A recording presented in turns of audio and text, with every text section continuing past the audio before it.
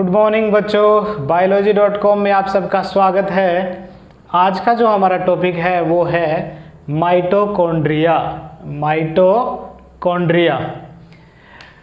Mitochondria जो है वो दो वर्ड से मिलकर बना है, माइटोस और कॉन्ड्रियन। माइटोस का अर्थ होता है थ्रेड यानी धागा, और कॉन्ड्रियन का मतलब होता है ग्रेन्यूल। इसका अर्थ होता है कण। तो माइटोकॉन्ड्रिया का जो शाब्दिक अर्थ निकला वो क्या निकला? कण जैसा धागा या धागे नुमा कणीय संरचना, कण जैसी संरचना। कोशिका में इसका जो आकार है वो कण या धागे नुमा हो सकता है। ये ज़्यादातर इसका जो आकार होता है वो बेलनाकार होता है, सिलेंडर शेप होता है, बेलनाकार होता है। इसका आकार कैसा होता है? बेलनाकार। यूं इस तरह की संरचना इसकी होती है, बेलन जैसा इसका आकार होता है। साथ ही साथ अब आप इसमें इन चीज़ों को ज़रूर पढ़ें। माइटोकॉन्ड्रिया का आकार किन किन जीवों में ये पाया जाता है, इसका आकार, आकृति और इसकी संख्या। सबसे पहले हम बात करते हैं इसकी उपस्थिति। तो सभी यूकैरियोटिक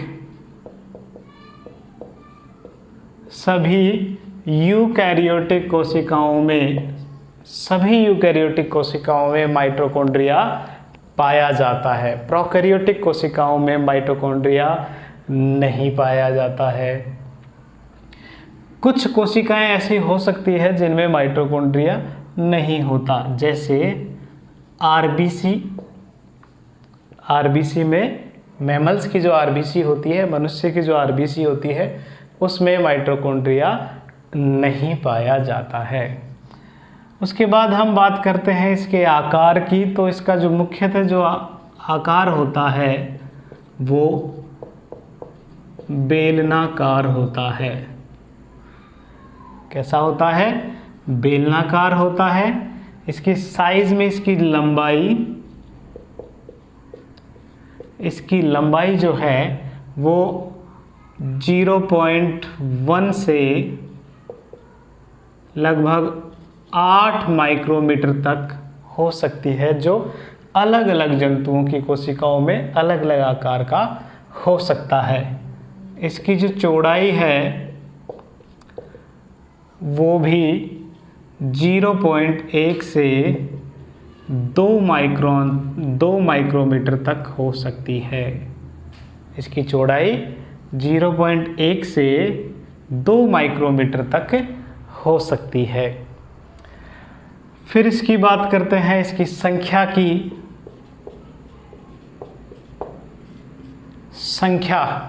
तो माइटोकॉन्ड्रिया निर्भर करता है उसके कोशिका की एक्टिविटी पर, उसकी क्रियाशीलता पर। कोशिका जितनी ज़्यादा क्रियाशील होगी, जितनी ज़्यादा एक्टिव होगी, उसमें उतने ही माइटोकॉन्ड्रिया ज़्यादा होंगे। अगर कोशिका कम क्रियाशील है तो उसमें माइटोकॉन्ड्रियाओं की संख्या कम होगी। आपको यहाँ 2-3 बातें साथ ही साथ संख्या में याद रखना है। औसत जो होते हैं लगभग 800 से 2000 माइटोकॉन्ड्रिया एक कोशिका में पाए जा सकते हैं। माइटोकॉन्ड्रियाओं की संख्या औसत रूप से, बहुत सारे जीवों की जब काउंट किया और उसका औसत निकाला तो लगभग माइटोकॉन्ड्रिया पाए जाते हैं 800 से 2000 के बीच में, जो अलग अलग कोशिकाओं में अलग अलग हो सकता है। लेकिन आपको यहाँ ये बात भी याद रखना है कि इसका मतलब ये नहीं है कि ये ही संख्या हो सकती है। ये संख्या एक भी हो सकती है तो लाखों में भी हो सकती है। जैसे बहुत अच्छा उदाहरण है एक चेओस या केओस अमीबा, जो एक प्रोटोजोअन जीव है। इस केओस अमीबा में 5 लाख माइटोकॉन्ड्रिया पाए जाते हैं। एक ही कोशिका में 5 लाख माइटोकॉन्ड्रिया पाए जाते हैं। इसी तरह एक सवाल है माइक्रोस्टेरियास।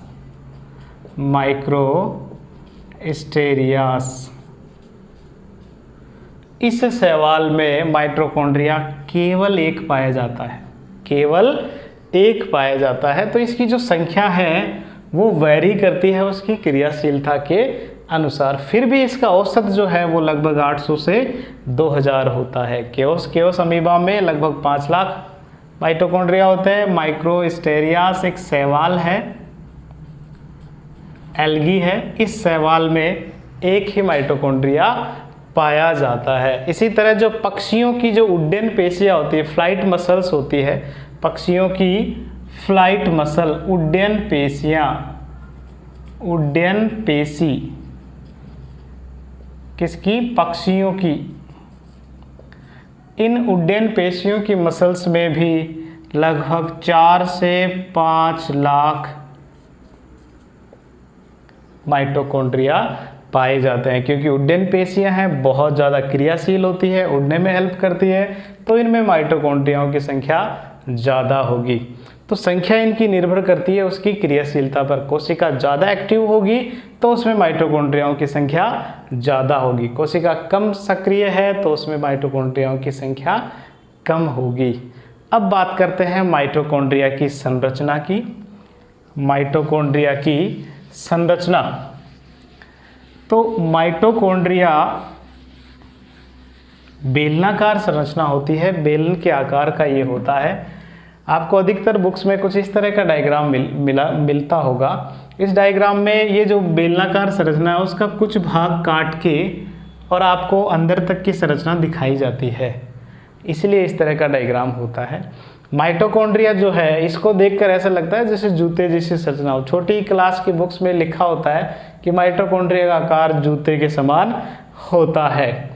अगर इसका हम इतना सा भाई इसकी संरचना को समझने के लिए, इसकी अल्ट्रा स्ट्रक्चर को समझने के लिए हम क्या करते हैं, इसका इतना सा भाग हम और ज़्यादा बड़ा करते हैं। ये जो इतना भाग जो मैंने बॉक्स में दिखाया है, इस बॉक्स को और थोड़ा बड़ा करके फिर दिखाते हैं और इसमें अब आपको सारे इसके जो पार्ट्स हैं, इसके सभी भाग इसमें आपको नज़र आएंगे। सभी मैं एक एक आपको समझाते जाऊँगा।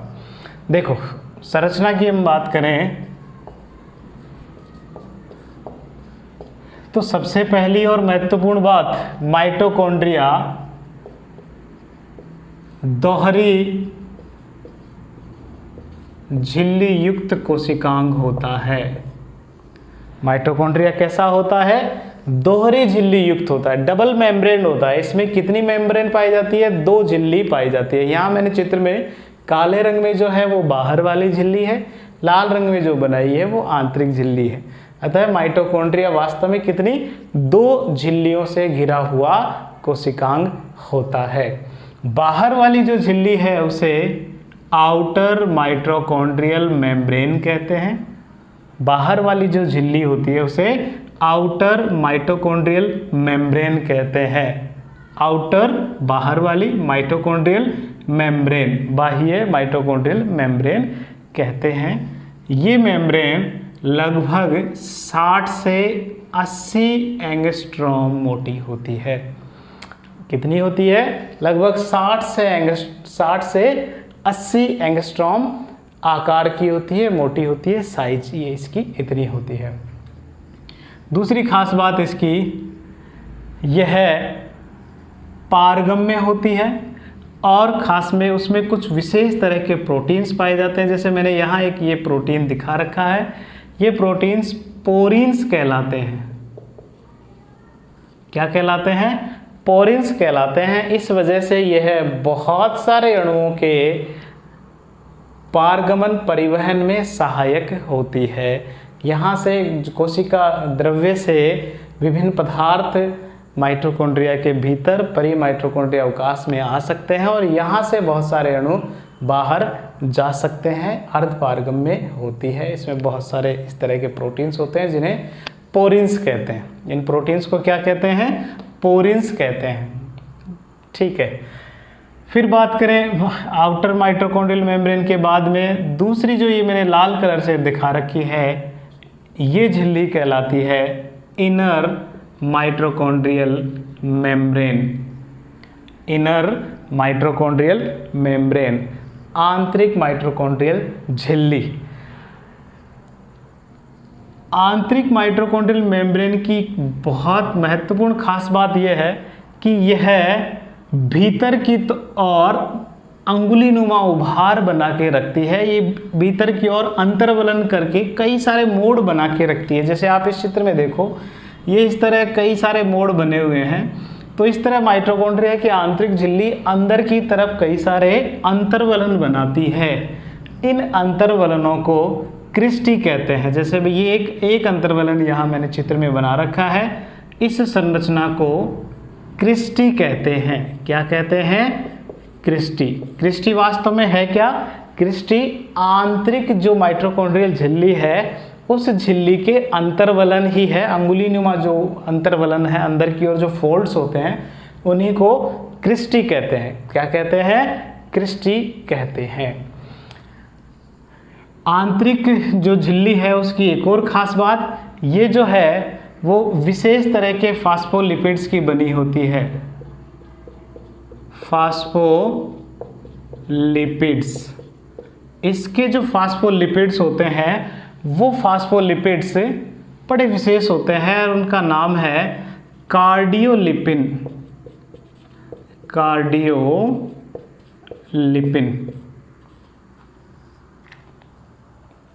ये फास्फोलिपिड कौन सा है? कार्डियोलिपिन। आंतरिक जो माइटोकॉन्ड्रियल झिल्ली है वो कार्डियोलिपिन नामक फास्फोलिपिड से बनी होती है। और ये जो कार्डियो वर्ड है वैसे हार्ट के लिए होता है। कार्डियो वर्ड हार्ट के लिए यूज किया जाता है, लिपिन लिपिड्स के लिए होता है। तो फास्फोलिपिड है तो बसाएं, कार्डियो वर्ड सिर्फ इसलिए लगाए कि ये जो कार्डियोलिपिन है ये गाय के हृदय में खोजा गया था। काऊ जो होती है गाय, उसके हृदय में इस फास्फोलिपिड्स की खोज हुई थी, इसलिए इसका नाम कार्डियोलिपिन पड़ा। इसकी खास बात एक और ये है कि इसमें हेड, जो फास्फोलिपिड होते हैं उसके दो पार्ट होते हैं, हेड और टेल। हेड और हेड के साथ मोस्टली अधिकतर फास्फोलिपिड्स में दो ही टेल होती है, लेकिन कार्डियोलिपिड में 4 टेल होती है। टेल किसकी बनी होती है? फैटी एसिड्स की, वसीय अम्लों की बनी होती है। तो ये कार्डियोलिपिन होता है। ये कार्डियोलिपिन बहुत ज़्यादा अपारगम्य होता है, बहुत ज़्यादा, और इसी वजह से आंतरिक झिल्ली जो है, आंतरिक माइटोकॉन्ड्रियल मेम्ब्रेन झिल्ली अपारगम्य होती है। अपारगम्य होती है, बहुत ज़्यादा अपारगम्य होती है, हाईली इम्परमिएबल होती है। इसमें अणुओं का, यहाँ तक कि आयनों का भी आदान प्रदान संभव नहीं हो सकता फास्फोलिपिड से। फास्फोलिपिड से इन पदार्थों का आदान प्रदान नहीं हो सकता है। इसीलिए इस आंतरिक झिल्ली पर बहुत सारे छोटे छोटे प्रोटीन्स मॉलिक्यूल्स, कुछ ट्रांसमेम्ब्रेन प्रोटीन्स पाए जाते हैं जो कुछ आयंस के चैनल्स का काम करते हैं, आयंस के परिवहन का। आउटर जो माइटोकॉन्ड्रियल मेम्ब्रेन है वो तो बहुत पारगम्य थी, क्योंकि उसमें प्रोटीन्स पाए जाते हैं। इस वजह से उसमें पदार्थों का आवागमन बहुत आसानी से हो रहा था। लेकिन आंतरिक झिल्ली में फास्फोलिपिड होता है विशेष तरह का कार्डियोलिपिन, इसकी वजह से ये अपारगम्य झिल्ली की तरह व्यवहार करती है। आंतरिक झिल्ली में अंदर की ओर फोल्ड पाए जाते हैं जिन्हें क्रिस्टी कहते हैं। अब आंतरिक झिल्ली पर और भी बहुत सारे छोटे छोटे कई सारे प्रोटीन्स इसमें अरेंज होते हैं, उन सबको भी हम देखते हैं साथ के साथ। आंतरिक झिल्ली पर कुछ इस तरह टेनिस के रैकेट की समान संरचना पाई जाती है। टेनिस का रैकेट जैसा होता है, इस तरह की संरचना पाई जाती है। टेनिस के रैकेट समान संरचना पाई जाती है। टेनिस के रैकेट समान संरचना पाई जाती है। इसे F1 F0 कण कहते हैं। F1 F0 कण कहते हैं। इसे और भी बहुत सारे नाम दिए गए हैं। इसे ऑक्सीसोम कहते हैं,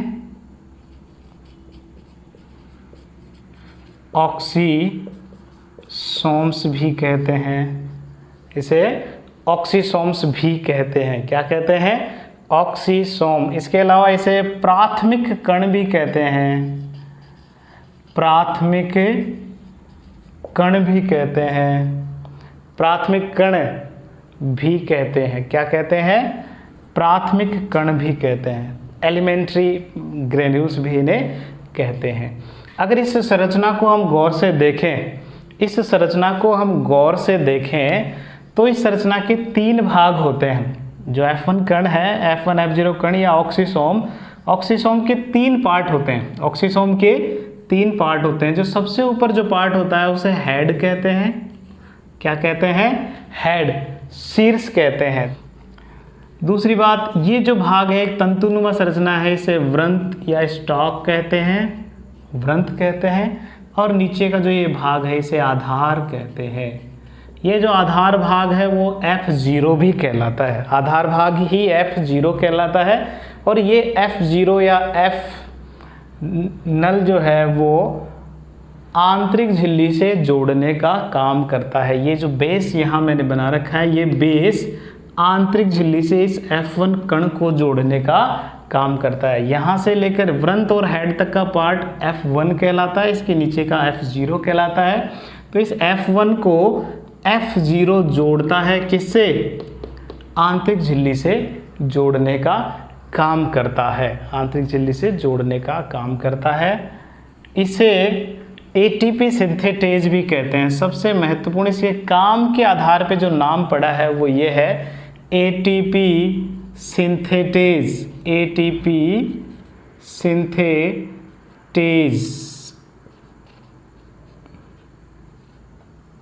क्योंकि यह ATP सिंथेसिस का काम करता है। क्या काम करता है? ATP को सिंथेसाइज करता है, ATP बनाता है, एडिनोसिन ट्राईफास्फेट। ATP का पूरा नाम क्या होता है? Adenosine triphosphate. ATP का निर्माण यहाँ होता है, ATP सिंथेज द्वारा होता है, इसलिए ये जो है वो ATP सिंथेज है। क्या है? ATP synthesis.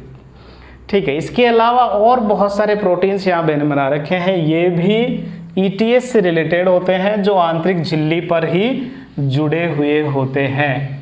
किस पे जुड़े हुए होते हैं? आंतरिक झिल्ली पर ही जुड़े हुए होते हैं बहुत सारे प्रोटीन, और इन्हें प्रोटीन कॉम्प्लेक्सेज नाम भी दे दिया जाता है। जैसे ये प्रोटीन कॉम्प्लेक्स फर्स्ट है, protein complex second, protein complex third और कॉम्प्लेक्स 4। तो इस तरह जो ये F1 कण है, F1 F0 कण या ऑक्सीसोम, ऐसे ऑक्सीसोम वास्तव में बहुत सारे होते हैं। मैंने यहाँ कुछ ही बना रखे हैं 3, लेकिन इस झिल्ली पर बहुत सारे ऑक्सीसोम्स पाए जाते हैं। 2 ऑक्सीसोम्स के बीच की दूरी लगभग 100 एंगस्ट्रॉम होती है। कितनी होती है? 100 एंगस्ट्रॉम। 2 ऑक्सीसोम्स के बीच की 100 एंगस्ट्रॉम दूरी होती है, और इस बीच में भी बहुत सारे प्रोटीन कॉम्प्लेक्सेज इस आंतरिक झिल्ली में धसे हुए होते हैं, ट्रांसमेम्ब्रेन प्रोटीन्स होते हैं। इन्हें कॉम्प्लेक्स नाम से जाना जाता है। क्या जाना जाता है इन्हें? कॉम्प्लेक्स या संकुल नाम से जाना जाता है। और ये संकुल जो है मुख्यतः 4 होते हैं। Protein complex first, second, third, complex third और complex 4। Protein complex first, second, third और फोर्थ, जो मैंने यहाँ अलग अलग शेप साइज में बना रखे हैं, ये कॉम्प्लेक्सेज होते हैं।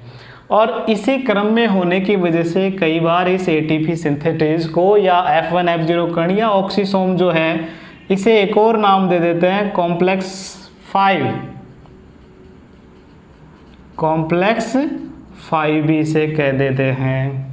तो ऑक्सीसोम के 2-3 नाम हो गए। ऑक्सीसोम हो गया, F1 F0 कण हो गया, कॉम्प्लेक्स 5 हो गया, काम के हिसाब से ATP सिंथेटेज हो गया, और प्राथमिक कण भी इसे कहते हैं। बहुत महत्वपूर्ण है, आंतरिक झिल्ली पर ये पाए जाते हैं। तो इस तरह हमने देखिए आंतरिक झिल्ली में देखा जाए तो प्रोटीन भी काफ़ी सारे हैं। तो अगर इनका रेशियो आपको, जैसे आउटर माइटोकॉन्ड्रियल मेम्ब्रेन में प्रोटीन और लिपिड का रेशियो मोस्टली 1/1 होता है, 1:1 ही होता है। लेकिन इनर माइटोकॉन्ड्रियल, ये प्रोटीन है, यहाँ लिपिड है, लेकिन इनर माइटोकॉन्ड्रियल मेम्ब्रेन में ये लगभग 3:1 होता है। प्रोटीन जहाँ 3 होते हैं वहाँ फास्फोलिपिड केवल 1 होती है। फास्फोलिपिड भी अभी हमने नाम पढ़ा क्या था, कार्डियोलिपिन, आपको ज़रूर याद रखना है। उसी की वजह से इसका जो ये फास्फोलिपिड पार्ट है वो अपारगम्य होता है और किसी तरह के मॉलिक्यूल्स यहाँ तक कि आयंस को भी वो आने जाने नहीं देता है। तो ये सारे काम कौन करता है, ये कॉम्प्लेक्सेस करते हैं। बहुत सारे प्रोटीन जो इसमें पाए जाते हैं, लगभग 3 गुने प्रोटीन्स पाए जाते हैं, वो ये सारे कार्य करते हैं। तो इसके आंतरिक झिल्ली बहुत महत्वपूर्ण है माइटोकॉन्ड्रिया की, आपको याद रखना ही रखना है। इसकी झिल्ली पर ऑक्सीसोम पाया जाता है। इसकी झिल्ली पर बहुत सारे प्रोटीन कॉम्प्लेक्सेस होते हैं, mostly 4 complex, first, second, third और फोर्थ। यहाँ मैंने देखो एक सी आकार का, सी और क्यू आकार का और 2 प्रोटीन बना रखे हैं। ये चल प्रकार के प्रोटीन्स होते हैं जो इलेक्ट्रॉन वाहक का काम करते हैं। जब हम ETS पढ़ेंगे उसमें आपको ये अच्छी तरीके से और समझाऊंगा कि ये इलेक्ट्रॉन्स को आगे पहुंचाने का काम करते हैं। ये जो सी आकार का मैंने बना रखा है यहाँ, सी आकार का, वो सी वास्तव में साइटोक्रोम सी है। क्या है, साइटोक्रोम सी, साइटोक्रोम सी। ये एक तरह का मोटाइल चल प्रकार का प्रोटीन है जो यहाँ से इलेक्ट्रॉन्स को कॉम्प्लेक्स सेकंड से कॉम्प्लेक्स थर्ड में इलेक्ट्रॉन्स को पहुँचाने का काम करता है। और यहाँ मैंने क्यू आकार का एक और प्रोटीन बना रखा है, यूबिक्विनोन इसे कहते हैं, यूबिक्विनोन इसे कहते हैं। ये आपको साथ ही साथ ये भी याद रखना है। तो इस तरह इनर माइटोकॉन्ड्रियल मेम्ब्रेन हमने देखी, जिसमें महत्वपूर्ण आपको फास्फोलिपिड्स, कार्डियोलिपिन याद रखना है, बहुत सारे प्रोटीन कॉम्प्लेक्स याद रखने हैं, साथ ही आपको F1, F0 कण या ऑक्सीसोम इसमें याद रखना है। फिर बात करते हैं इन दोनों झिल्लियों के बीच का जो भाग है वो पेरीमाइटोकॉन्ड्रियल अवकाश कहलाता है, पेरीमाइटोकॉन्ड्रियल स्पेस कहलाता है। ये झिल्ली, आउटर मेम्ब्रेन, इनर मेम्ब्रेन, इन दोनों के बीच में भी कुछ अवकाश बाकी है, खाली जगह है। इस खाली जगह को, इस अवकाश को पेरीमाइटोकॉन्ड्रियल स्पेस कहते हैं। क्या कहते हैं, पेरीमाइटोकॉन्ड्रियल स्पेस, या इसे कई बार इंटर माइटोकॉन्ड्रियल स्पेस भी कहते हैं, इंटर माइटोकॉन्ड्रियल स्पेस। ठीक है, इसमें भी बहुत सारे पदार्थ घुले हुए होते हैं, बहुत सारे प्रोटॉन्स होते हैं, प्रोटॉन्स इसमें होते हैं। और उन प्रोटॉन्स के ग्रेडियंट की वजह से, प्रोटॉन्स का ग्रेडियंट डेवलप होता है यहाँ इस भाग में, इनर माइटोकॉन्ड्रियल स्पेस और इसके मैट्रिक्स के बीच में प्रोटॉन ग्रेडियंट की वजह से ETS चलता है। फिर बात करते हैं इनर माइटोकॉन्ड्रियल स्पेस के अलावा ये जो मेरे हरे रंग के यहाँ डॉट लगा रखे हैं, इस भाग को मैट्रिक्स कहते हैं। क्या कहते हैं, यहाँ जो ये पूरा भाग है अंदर की ओर भी, इस भाग को मैट्रिक्स कहते हैं। तो माइटोकॉन्ड्रिया का जो भीतर का भाग बच गया, जो ये द्रव्य भाग है, ये पूरा भाग मैट्रिक्स कहलाता है। क्या कहलाता है, मैट्रिक्स कहलाता है। मैट्रिक्स भी बहुत महत्वपूर्ण है। क्या क्या इस मैट्रिक्स में पाए जाते हैं वो हम देखते हैं। सबसे ज़्यादा महत्वपूर्ण 2 बिंदु आपको जरूर इसमें याद रखने हैं जो इसमें पाए जाते हैं। पहली चीज़, इसमें अपना माइटोकॉन्ड्रिया की एक बहुत महत्वपूर्ण खास बात है, इसके पास अपना खुद का DNA पाया जाता है, जो मैंने यहाँ बना रखा है। इसके पास अपना खुद का एक DNA पाया जाता है। बहुत सारे एग्जाम्स में ये प्रश्न आता है कि कौन से कोशिकांग है जिनमें DNA पाया जाता है। तो कोशिका में केवल 2 कोशिकांग ऐसे हैं जिनमें DNA पाया जाता है। एक ये है माइटोकॉन्ड्रिया और दूसरा है प्लास्टिडिया, लवक या आप हरित लवक कह सकते हो, उनमें DNA पाया जाता है। तो बहुत महत्वपूर्ण आपको याद रखना ही है, माइटोकॉन्ड्रिया में अपना खुद का DNA पाया जाता है। इस DNA की खास बातें आप नोट करें। माइटोकॉन्ड्रिया में जो DNA होता है वो DNA वृत्ताकार होता है, वृत्ताकार, सर्कुलर होता है, वृत्ताकार। प्रोकैरियोट्स जैसे गुण होते हैं इसके DNA में सारे, जैसे प्रोकैरियोटिक कोशिकाओं का DNA होता है, माइटोकॉन्ड्रिया में बहुत सारे गुण प्रोकैरियोट्स जैसे ही होते हैं। डीएनए कैसा होता है इसका? वृत्ताकार होता है, डबल स्ट्रैंडेड होता है। कैसा होता है? Double strand. मोस्टली सभी यूकेरियोट कोशिकाओं में डबल स्ट्रैंड होता है, यानी कि 2 स्ट्रैंड होते हैं डीएनए के इस तरीके के। तो जैसे मैंने इसमें भी डबल स्ट्रैंडेड बना रखा है। इनका डीएनए कैसा होता है? डबल स्ट्रैंडेड होता है। तीसरी खास बात, इनका जो डीएनए होता है वो नेक्ड होता है। नेक्ड से मतलब है इनके डीएनए में हिस्टोन प्रोटीन नहीं होता, हिस्टोन प्रोटीन नहीं पाया जाता। हिस्टोन जो है वो डीएनए को कुंडलित करके उसके आकार को छोटा करने का काम करता है, वो हिस्टोन प्रोटीन नहीं पाया जाता किसमें? माइटोकॉन्ड्रियल डीएनए में, इसलिए उसे कहते हैं नेक्ड, नग्न डीएनए होता है। एक और इसके डीएनए की खास बात, ये जीसी रिच होता है। कैसा होता है? GC rich, ATGC, adenine, thymine, guanine और साइटोसिन। तो ये 2 जो हैं वो ज़्यादा होते हैं इन दोनों की तुलना में। जी सीरीज से यहाँ तात्पर्य आप ऐसे समझो, जी और सी ज़्यादा होते हैं ए और टी से। ठीक है, तो ये कैसे होते हैं? जीसी रिच होता है माइटोकॉन्ड्रियल डीएनए। तो आपको ये बात याद रखनी है। क्या क्या? माइटोकॉन्ड्रियल डीएनए वृत्ताकार होता है, डबल स्ट्रैंडेड होता है, नेक्ड होता है यानी कि उसमें हिस्टोन प्रोटीन्स नहीं पाए जाते, और जीसी रिच होता है यानी कि इसमें जी और सी जो है वो ए और टी की तुलना में ज़्यादा होता है। ये इसके डीएनए की खास बात हो गई। उसके बाद हम देखते हैं और कौन कौन से भाग इसमें पाए जाते हैं डीएनए के अलावा। दूसरा जो महत्वपूर्ण संरचना इसमें जो पाई जाती है वो है, इसमें राइबोसोम भी पाया जाता है। राइबोसोम, कोशिका द्रव्य में एक कोशिकांग है राइबोसोम, कोशिका द्रव्य में तो होता ही है। ये राइबोसोम माइटोकॉन्ड्रिया में भी होता है, और ये प्रोकैरियोट्स जैसा ही होता है। जो माइटोकॉन्ड्रिया में होता है वो प्रोकैरियोटिक जैसा ही होता है।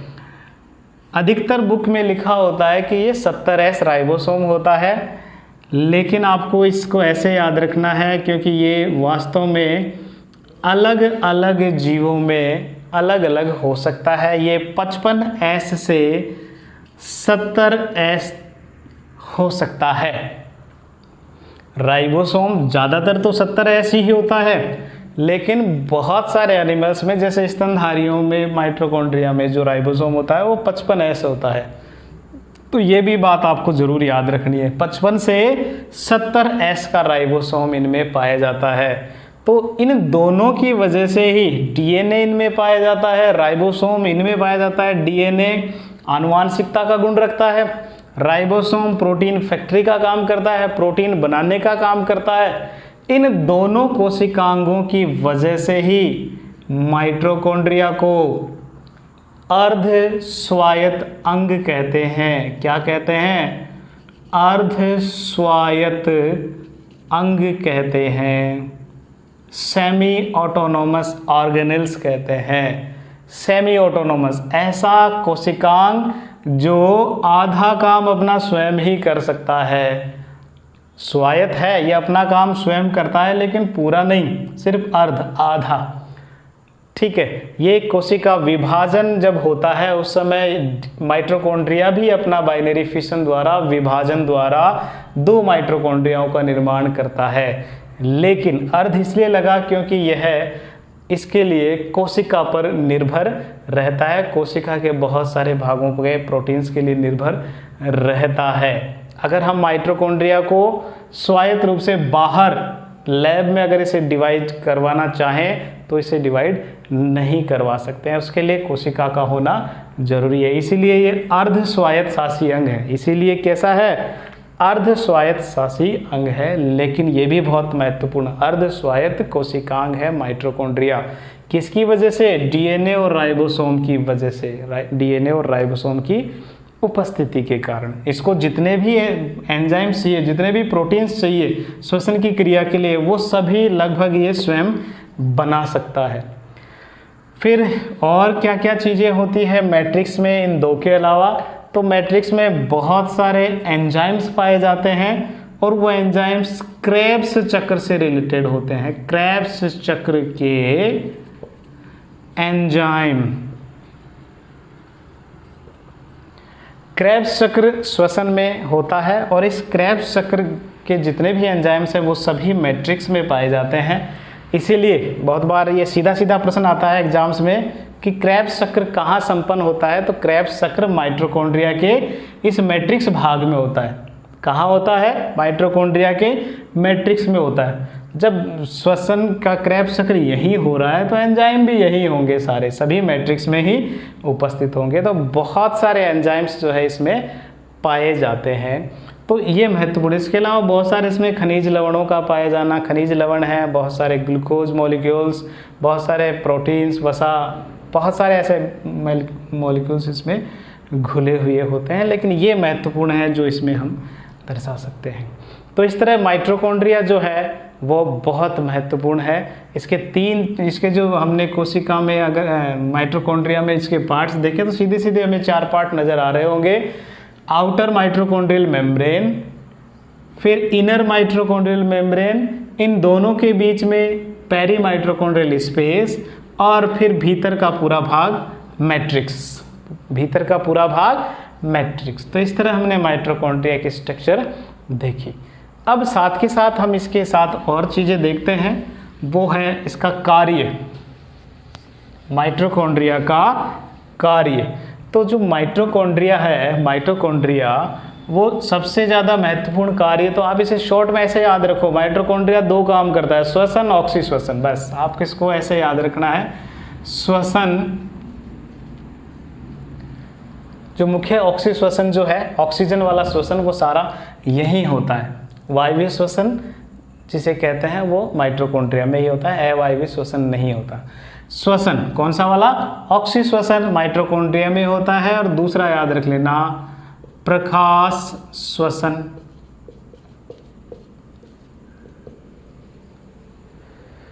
ठीक है, तो प्रकाश श्वसन और श्वसन दोनों कहाँ होते हैं? माइटोकॉन्ड्रिया में होते हैं। प्रकाश श्वसन और श्वसन दोनों माइटोकॉन्ड्रिया में होते हैं।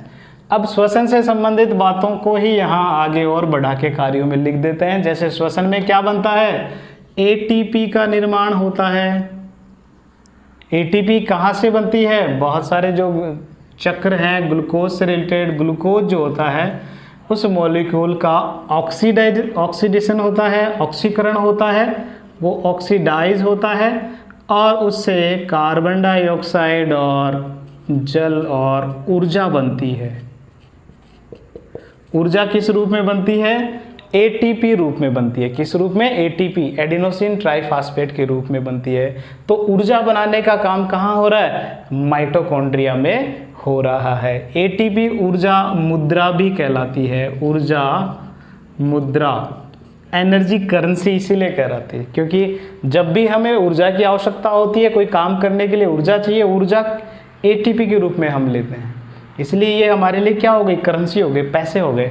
जब भी ऊर्जा चाहिए एटीपी दो, ऊर्जा लो, तो एटीपी क्या हो गई? ऊर्जा मुद्रा हो गई। तो एटीपी का निर्माण माइटोकॉन्ड्रिया में होता है। एटीपी के निर्माण में जो ग्लाइकोलाइसिस प्रोसेस हुई, क्रेब्स चक्र हुआ, ये सभी माइटोकॉन्ड्रिया से संबंधित होते हैं। साथ ही एटीपी निर्माण में एक और प्रक्रम है, वो है ETS, electron transport system. ETS, electron transport system, electron transport system, ये भी माइटोकॉन्ड्रिया में ही होता है। जो अभी हमने समझा कि इसकी आंतरिक झिल्ली पर ये जो जितने भी कॉम्प्लेक्सेज हैं, ये सभी के सभी इलेक्ट्रॉन ट्रांसपोर्ट का कार्य कर और एटीपी का निर्माण करते हैं। NADPH2 और FADH2 जो होते हैं, उनसे एटीपी का निर्माण ईटीएस द्वारा होता है, जो माइटोकॉन्ड्रिया की इनर माइटोकॉन्ड्रियल मेम्ब्रेन पर होता है। तो इस तरह देखा जाए तो कार्य तो श्वसन और प्रकाश श्वसन दो ही हैं। श्वसन से ऊर्जा बनती है, तो वो ऊर्जा एटीपी का निर्माण भी उसी से संबंधित बात हो गई। यहाँ एक चीज़ और देखनी है, माइटोकॉन्ड्रिया की उत्पत्ति। माइटोकॉन्ड्रिया की उत्पत्ति, इसका निर्माण कैसे होता है? तो हमने अभी जस्ट देखा कि माइटोकॉन्ड्रिया में होता है डीएनए और राइबोसोम, और उसकी सहायता से वो अपनी संख्या स्वयं बढ़ा सकता है। विभाजन द्वारा माइटोकॉन्ड्रिया अपनी संख्या बढ़ाता है, बनाता है। साथ ही आपको इसमें एक और टॉपिक इससे संबंधित जो इसके इवोल्यूशन से रिलेटेड है वो आपको ज़रूर देखना है, वो है एंडोसिम्बायोटिक थ्योरी। एंडोसिम्बायोटिक थ्योरी बहुत महत्वपूर्ण है, बड़ी क्लासों में खास करके बीएससी और एमएससी के लिए ये थ्योरी बहुत महत्वपूर्ण है। एंडोसिम्बायोटिक थ्योरी, एंडो से मतलब जहाँ पर भी बायोलॉजी में एंडो शब्द होता है उसका एक ही होता है अर्थ, अंदर। एंडो से मतलब होता है अंदर, इनसाइड। सिम वर्ड जो है वो सिन से बना है, सिन का मतलब होता है विथ, के साथ। बायोस, बायोस का मतलब लिविंग, सजीव। तो क्या है, ये भीतर की ओर अंदर की ओर रहने वाला एक सजीव है, लिविंग है। इसका जो शाब्दिक अर्थ है वो तो ये निकला कि अंदर रहने वाला एक सजीव। तो ये जो सिद्धांत देने वाले थे वो वैज्ञानिक थे मार्गुलिस। मार्गुलिस नाम के एक वैज्ञानिक थे, मार्गुलिस। मार्गुलिस नामक वैज्ञानिक थे, इन्होंने एंडोसिम्बायोटिक थ्योरी दी। एंडोसिम्बायोटिक ये थ्योरी थी वो 1967 में इन्होंने प्रपोज की। इनका ये मानना था कि माइटोकॉन्ड्रिया वास्तव में एक प्रोकैरियोटिक जीव है। जो, इस बात को आप गौर से देखो, माइटोकॉन्ड्रिया एक प्रोकैरियोटिक जीव है जो यूकैरियोटिक कोशिका के भीतर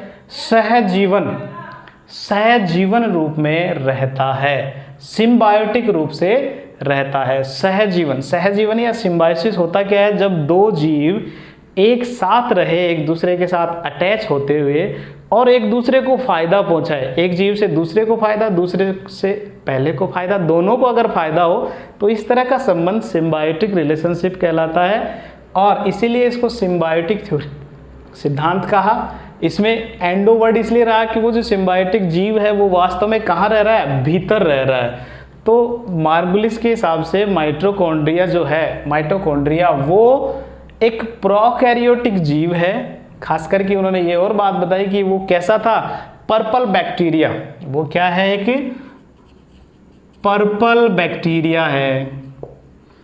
पर्पल बैक्टीरिया लगभग 1.5 गुणा 10 की घात 9 वर्ष पहले, इतने वर्षों पहले ये पर्पल बैक्टीरिया यूकैरियोटिक कोशिका के साथ, किसके साथ, यूकैरियोटिक कोशिका के साथ सहजीवन के रूप में विकसित हुआ, सिम्बायोटिक रूप से विकसित हुआ। और धीरे धीरे यह उसी कोशिका में रहना और उसी कोशिका में अपना जीवन यापन करने लग गया और दोनों को इससे फायदा हुआ। ठीक है, अब ये जो बात मार्गुलिस ने कहा, क्या ये सही है? साइंस हर चीज़ को इस तरह से नहीं मानती है। हमें उसके क्या चाहिए, एविडेंस चाहिए, उसके गवाह चाहिए, क्या उसके कोई प्रमाण है? तो इन्होंने इस सिद्धांत के पक्ष में कुछ प्रमाण दिए। जैसे इन्होंने क्या क्या प्रमाण दिए, जैसे पहली बात इन्होंने कही कि प्रोकैरियोट्स का जो डीएनए होता है और माइटोकॉन्ड्रिया के जो अंदर डीएनए होता है वो दोनों में काफ़ी सिमिलरिटी होती है। प्रोकैरियोट का डीएनए और माइटोकॉन्ड्रिया का डीएनए लगभग समान होता है। जैसे प्रोकैरियोट का डीएनए सर्कुलर होता है, माइटोकॉन्ड्रिया में भी सर्कुलर होता है। प्रोकैरियोटिक जो डीएनए होता है वो नेक्ड होता है, माइटोकॉन्ड्रिया में भी नेक्ड ही होता है। ठीक है, तो इस तरह बहुत जीसी रिच होता है, ये भी जीसी रिच होता है। तो इस तरह इसके गुणों में काफ़ी ज़्यादा समानता है दोनों के डीएनए में। तो ये बात इस एंडोसिम्बायोटिक थ्योरी को प्रूफ करती है। और भी बहुत सारे हैं इसके एविडेंस। दूसरा, 70S राइबोसोम का पाया जाना। प्रोकैरियोट्स में भी 70S राइबोसोम होता है, माइटोकॉन्ड्रिया में भी 70S राइबोसोम होता है। तो ये इस बात को प्रमाणित करता है कि कहीं न कहीं माइटोकॉन्ड्रिया वास्तव में एक प्रोकैरियोटिक कोशिका है। क्या है? एक प्रोकैरियोटिक कोशिका है। तीसरी बात कोशिका विभाजन की, तो जैसे प्रोकैरियोटिक कोशिका विभाजन करती है, बैक्टीरिया विभाजन करते हैं। ज़्यादातर बैक्टीरिया बाइनरी फिशन द्विविखंडन द्वारा अपनी संख्या बढ़ाते हैं। तो माइटोकॉन्ड्रिया भी इसी द्वारा अपनी संख्या बढ़ाते हैं। इनका आकार देखो, साइज अगर देखा जाए तो माइटोकॉन्ड्रिया और प्रोकैरियोटिक कोशिका आकार लगभग समान ही पाया जाता है, लगभग समान ही पाया जाता है। तो इन आधारों पर, इन एविडेंसेस के आधार पे मार्गुलिस ने कहा कि ये जो माइटोकॉन्ड्रिया है वास्तव में एक प्रोकैरियोटिक कोशिका है जो यूकैरियोटिक कोशिकाओं के भीतर सिम्बायोटिक रूप से रह रही है, सहजीवन के रूप में रह रही है। इसीलिए ऐसे कोशिकाओं को क्या नाम दिया गया था? Cell within cell organelles. Cell within cell, आपको ये वर्ड जरूर याद रखना है। क्या नाम दिया? Cell within cell. Cell कोशिका के भीतर कोशिका। माइटोकॉन्ड्रिया एक कोशिका ही है, प्रोकैरियोटिक कोशिका है, लेकिन प्रोकैरियोटिक कोशिका एक यूकैरियोटिक कोशिका के भीतर, सेल विद इन सेल। ठीक है, तो ये आपको याद रखना है, ये एंडोसिम्बायोटिक थ्योरी से रिलेटेड। यहाँ साथ ही साथ कुछ वैज्ञानिक जरूर है, ज़्यादा महत्वपूर्ण नहीं है, लेकिन फिर भी आपको माइटोकॉन्ड्रिया से संबंधित वैज्ञानिक आपको याद रखने हैं कि इनकी खोज किसने की, सबसे पहले किसने देखा, वो आपको याद रखना है। तो सबसे पहला जो वैज्ञानिक है वो है कोलिकर। कोलिकर नाम का जो वैज्ञानिक है, इसने सबसे पहले माइटोकॉन्ड्रिया को देखा, और इन्होंने किसमें देखा? कीटों की उड्डयन पेशियों में कीटों की जो फ्लाइट मसल्स होती है, उन फ्लाइट मसल्स में कोलिकर ने सबसे पहले माइटोकॉन्ड्रिया को नाम देखा। ठीक है, इसके बाद में अल्टमान नाम का वैज्ञानिक, अल्टमान नाम का जो वैज्ञानिक है, उसने माइटोकॉन्ड्रिया को देखा और इनको बायोप्लास्ट नाम दिया। एक और इससे रिलेटेड वैज्ञानिक है, वो है फ्लेमिंग ने भी माइटोकॉन्ड्रिया को देखा और उसे फाइलिया नाम दिया। क्या नाम दिया? फाइलिया। ये दोनों वैज्ञानिक ही हैं जिन्हें माइटोकॉन्ड्रिया की खोज का श्रेय जाता है। कोई आपसे पूछे माइटोकॉन्ड्रिया की खोज किसने की, तो अल्टमान और फ्लेमिंग नामक वैज्ञानिक ने इसकी खोज की थी। कोलिकर ने तो सिर्फ इन्हें देखा था, अल्टमान और फ्लेमिंग ने इनको नाम भी दिया, इनको खोजा भी। लेकिन अभी तक आज जो नाम हम पढ़ रहे हैं वो तो आया ही नहीं, तो आपको वो और याद रखना है। बेंडा नामक जो वैज्ञानिक थे, सी बेंडा नाम के वैज्ञानिक, इस वैज्ञानिक ने माइटोकॉन्ड्रिया नाम दिया, माइटोकॉन्ड्रिया नाम दिया। तो आज जो हम ये माइटोकॉन्ड्रिया नाम सुन रहे हैं वो किसने दिया? सी बेंडा नाम के वैज्ञानिक ने माइटोकॉन्ड्रिया नाम दिया। किसने दिया? बेंडा नामक वैज्ञानिक। तो ये 4 महत्वपूर्ण वैज्ञानिक हैं जो आपको याद रखने हैं। इस प्रकार माइटोकॉन्ड्रिया जो है वो समाप्त होता है। इसके बाद आपसे एक प्रश्न पूछा जाएगा जिसका जवाब आप कमेंट बॉक्स में दे सकते हैं। धन्यवाद।